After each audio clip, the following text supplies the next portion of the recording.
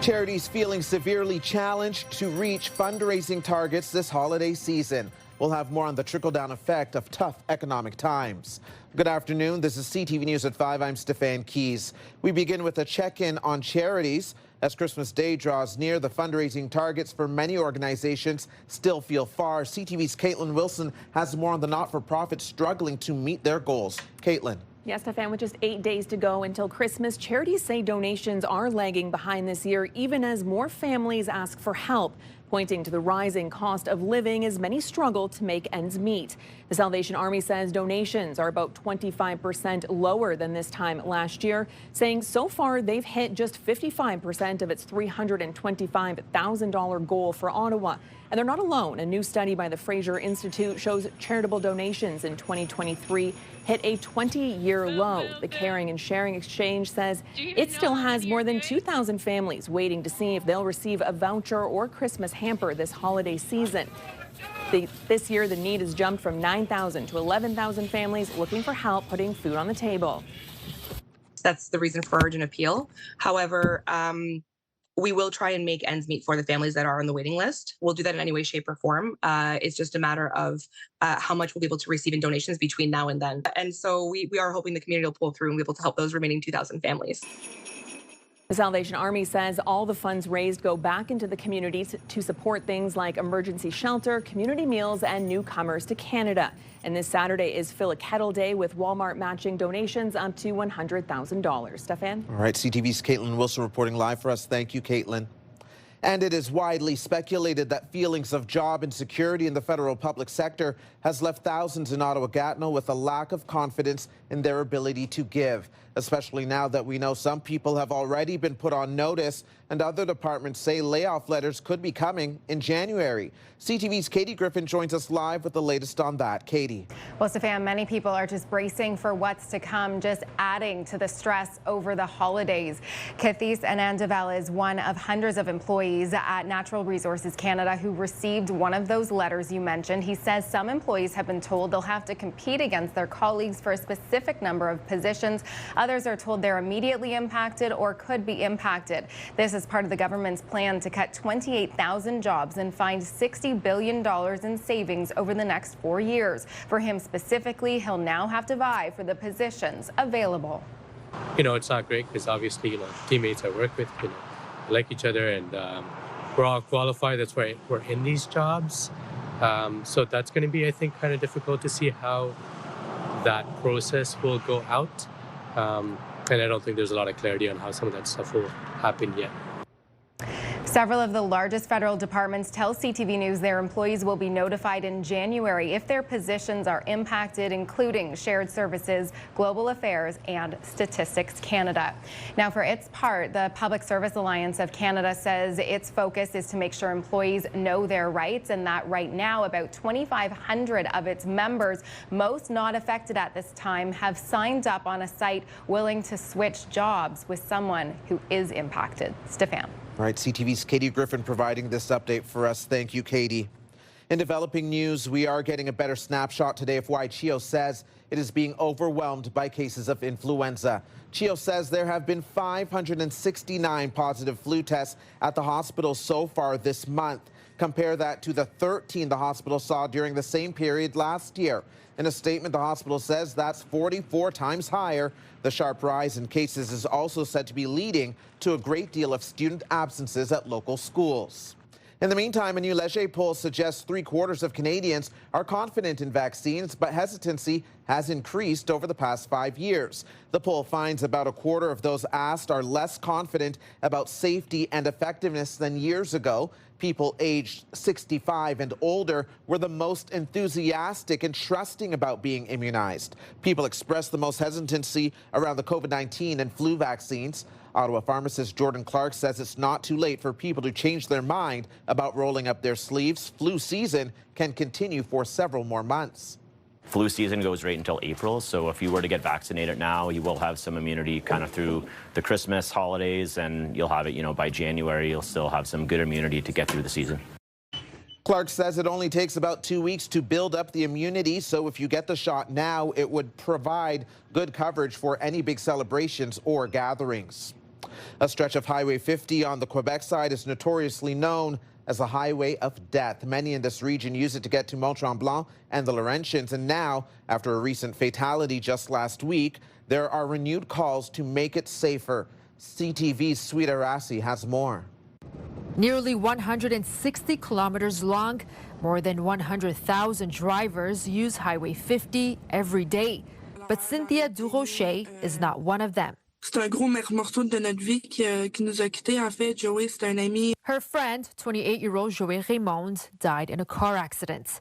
According to the SQ, his car collided head-on with a truck in the morning hours of December 10th near Mirabel.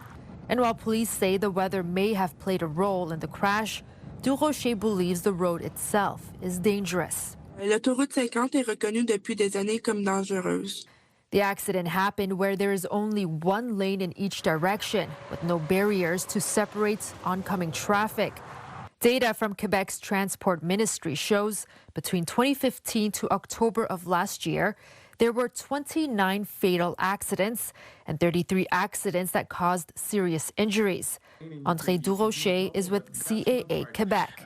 Road safety is always a combination of what we call enforcement, education, and engineering.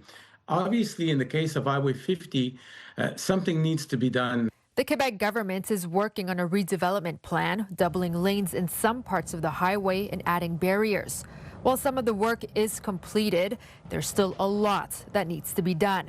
And for Lachut's mayor, it isn't being done fast enough. However, these investments have been either postponed or investments that will be taken way too long. Bernard Bicrat-Denis says he wants the province to implement immediate fixes, like reducing speed limits and a higher police presence. He says recent calls to the province mostly go unanswered. We feel like we're being neglected by the priorities of the government.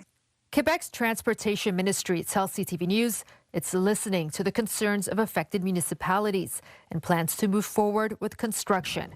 A new median barrier is set to be installed west of Lachute by the end of 2026. As for installing a barrier at the site of the crash where the father of two died, the ministry says that area is under review and any changes will depend on the results. Sweet Arasi, CTV News. I think I've grown to appreciate it a bit more, and with the company that I have, it's a really good time. Coming up on CTV News at 5, meet the Walkers, a group of Ontario friends who spend their quality time together pounding the pavement in a way that has made them internet famous. And our Jackie Paris is back out touring Toy Mountain locations and joins us live from Bayshore. Jackie. That's right, Stefan. It is the second last Toy Mountain stop for us for the season, and we are at Bayshore. The toys are starting to pile up here. We're so excited to see you come on down, and the temperatures are pretty mild this evening if you want to head down to the Bayshore Shopping Center. We saw a little bit of rain moving through the area this afternoon, but the night is shaping up to be mainly clear conditions. It's going to be a cloudy start to our Thursday, though. We may even see a little bit of sun late into the afternoon before more rain makes its way through the region. This is likely on Friday. We will get you those details later on in the show. But right now, overnight lows, we are looking at about -11. Still a little chilly, but tomorrow, daytime high, 5 degrees with a mix of sun and cloud. Right now, across eastern Ontario, temperatures sitting between 2 and 4 degrees. More from here at Bayshore Toy Mountain, as well as a look at your long-term forecast in just a bit. Stefan. Thank you, Jackie. Here's what you need to know. The Ottawa Senators are playing the Pittsburgh Penguins on home ice tomorrow night. Puck drop at the Canadian Tire Centre is scheduled for 7 p.m. Here's a live check on traffic. Volume looking moderate across the city right now. Congestion on the 417 westbound lanes from Bronson to Woodruff. Eastbound lanes heavier. Volume from Island Park to the 174 split. We'll be right back. The Bell Media building is lit up bigger and brighter this year thanks to our friends at Christmas Decor from Nutrilon. Time now for today's radio question of the day, and a fairly seasonal one for families. Should schools regulate play on snowbanks? If we're talking about minor injuries, of which I would include fractures, then really we shouldn't be worrying about those, and our efforts to try and mitigate or diminish the likelihood of that has a serious consequence for kids' play experiences. Christy Cameron is here with more. Christy, tell us a little bit more about why this is coming up. Has someone been injured recently on the playground? Not that I know of, but, let's get this straight. There are two groups in this story with two different interests, okay? You've got the insurance folks that at a school board in Quebec are making recommendations that we ought to make sure the kids are not getting injured because they're not there to make sure the kids are having fun. They're making sure that the schools and the school boards are protected and that they're not, going to get into any sort of lawsuit where a child is injured. So they're saying, let's make sure that the snowbanks or the snow piles from the plows are not too steep or not too high. The kids have an area to rest and recover. And if they are steep and high, that the kids are wearing helmets, right? Oh, that's a new look for the playground. Right, okay, it's a new look. And for all of the parents that are tuned in, that are thinking, well, that's a little bit precious. A lot of child advocates that advocate for risky play as a means of childhood development would tend to agree with you because they say this is a necessary part of childhood development. Learning boundaries, social skills, choice, being able to negotiate, being able to explore. It was just a year ago the Canadian Pediatric Society was saying that kids need to throw snowballs and climb snowbanks and climb trees and fall down within reason because that's part of childhood. So you've got two groups here that are kind of at odds with each other. I love this conversation. Thank you, Christy. You can join the conversation, leave a comment through the Talkback feature on the iHeartRadio app. You can listen live to Christy Cameron on News Talk 580 CFRA weekdays from 2 to 6. They're a group of friends who met in high school, and now they're taking that friendship on foot all over and going viral for it. We're walking from Ottawa to Owasso. 3, 2, 1, walk! This is footage from a stop they made in our region, but as CTV's Rahim Ladani introduces us to the walkers, you'll learn the origin story didn't start in Ottawa, but rather Oakville. We're going to walk on Shepherd Avenue. Meet the walkers. I'm Michaela Walker. I'm Sebastian Walker. I'm Katie Walker. I'm Sophia Walker. Okay, they're not actually family. They're a group of high school friends, and you guessed it. Even in the bitter cold, Last time I was just wearing this jacket. Now I'm wearing the other jacket inside, and it's a lot better. they love to walk. It was really cool to see everything in the city with new eyes after living here for so long. I think I've grown to appreciate it a bit more. And with the company that I have, it's a really good time. They went viral over the summer after trekking 60,000 steps from Oakville to the CN Tower. Since then, they've walked from Vaughan to downtown Toronto and the TTC's Line 2 subway route. Now they're at it again. Wait, which way is it? This time with a more modest path. Today we're walking all of Line 4 and Line 3, so we're doing a double today. Starting at Shepherd and Yonge, they'll walk to each of Line 4's stops. They'll then travel further east and follow the now defunct Line 3, Scarborough RT, which was decommissioned 2 years ago. We don't really come prepared, so we haven't learned too much about that, but I think we're better walkers now. We have gotten better shoes. Now for the questions everyone is likely wondering. What do they talk about on these walks? One time we were talking about if each of the Timbits had a personality, what would their personality be? And what's the food situation? We're stopping at Tim's. We're getting the farmer's wrap. And Dollarama as well. We're always stopping at Dollarama. We do have some energy gel that we're just trying out. A very natural mix of just tahini, so sesame seeds, maple, and salt. Okay, moving on. While the walkers say their friendships have grown stronger because of the often grueling time commitments, it's also an opportunity for them to give back, with each walk raising money for the Fort York Food Bank. When we posted our first video, we didn't know where it would take us, so we wanted to put that attention towards something worthwhile. Since COVID, their demand and their need has gone up exponentially. So wherever we can help, we'd love to use our platform to help out. After this adventure, the walkers say they have one more big trek planned to go from downtown Toronto back to their homes in Oakville just in time for the Christmas holidays. But they may need to restock on some more sports gels. Rahim Ladani, CTV News.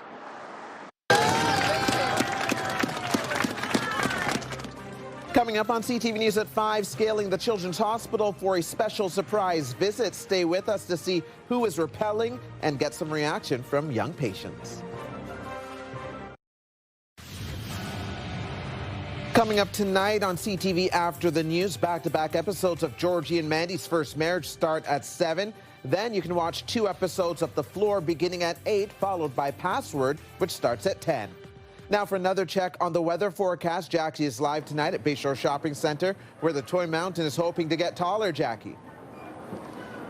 I love it. We are getting more and more toys. We just got a box load as well for Bayshore, and I hear more toys are on the way. That's for our 6 o'clock hour. Mild conditions, though, today here in the capital, and it will continue for at least until Friday. Here's a live look through our Centennial Glass Sky Cam, where we're showcasing Elgin Street, Wellington, Spark Street, all glowing in festive holiday lights. Current temperature right now, we're sitting at 2 degrees. And yes, we did see a little bit of rain moving through this afternoon, but it is going to be clearing up. Taking a look at tomorrow, mainly cloudy skies when you head out the door for most of our Thursday, but then in the evening we may see some rain kind of moving through, a little bit of the clear skies as well, but for the most part it's Friday that we want to keep a close eye on. Yeah, we could be seeing between 15-20 millimeters of rain, some areas maybe even more, and you can see from this 10 a.m. Friday that we could be seeing heavy rainfall early in our morning.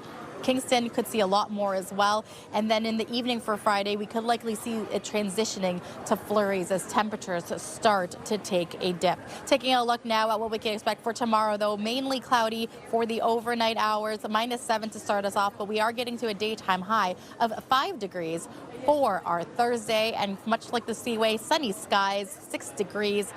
Parts of the valley as well going to be in the positive side, even though it is a -14 overnight. We will get to 4 degrees for tomorrow morning with mainly cloudy conditions. Now taking a look at the next 5 days, yeah, we did mention that there could be flurries and rain showers moving through for Friday, but we'll still see a daytime high of 6 degrees, and temperatures are going to dip -13. We're only getting to a daytime high of -5 for Saturday and Sunday, where temperature or conditions rather, we could see flurries returning. But Monday, we could see more sunshine on the way. So it's been a little bit of a roller coaster in terms of temperatures, Stefan, but I will take the mild conditions because closer to Christmas, the colder weather will be returning. But that's okay. Lots of spirit, lots of joy here at Bayshore Shopping Centre. We're going to have lots more people joining us in the 6 o'clock hour, so I hope you tune in. Thank you, Jackie. Minnie Mouse just video bombed you, by the way. Here's a look at the stories you're checking out right now on CTV News Ottawa.ca. If you go to our website at the moment, there's an article up that rural residents should pay attention to. City is asking that if you use well water, not to create private rinks this winter. We know that there was a dry spell over the summer, and even though groundwater or well water is replenishing itself, it takes a lot of water to flood those ODRs. So you're being asked not to do that. Coming up on CTV News at 5. Very difficult time for the Jewish community. Lighting the menorah on Parliament Hill, surrounded by allies. Details just ahead. Today's cheapest gas price can be found at the Mr. Gas on Innis Road at 115.3 cents for a litre of regular. And here's another live check on traffic. Traffic appears to be easing this hour, but it is fairly busy heading out to the West End from the downtown core. You're watching CTV News at 5. Get the latest live local breaking news. Sign up now for our morning and evening CTV News Ottawa newsletter. The best local content from CTV News, Your Morning Ottawa, and News Talk 580 CFRA. Get it all in one place. Sign up now at ctvnewsottawa.ca. The CTV News Ottawa newsletter is brought to you in part by CAA Business.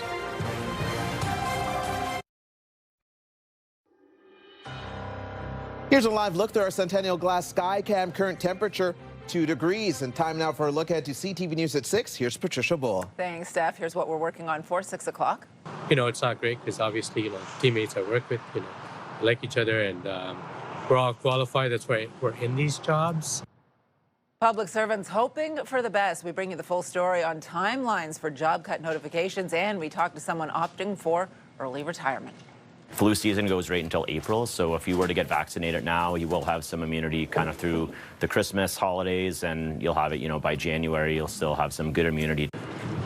Flu season may arrive early, but it could be here to stay right through until the spring. New numbers from CHEO paint a very strong picture of just how many young patients are testing positive.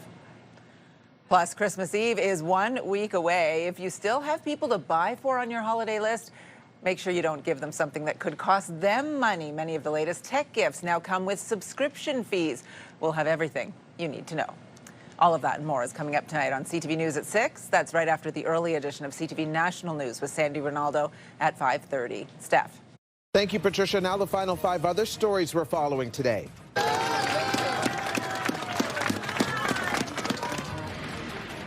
It's a bird, it's a plane, no, it's firefighters rappelling down the side of the Children's Hospital. The tradition continued at CHEO today, but the cheers you just heard were because the real-life heroes came with a check that could help change the lives of young patients.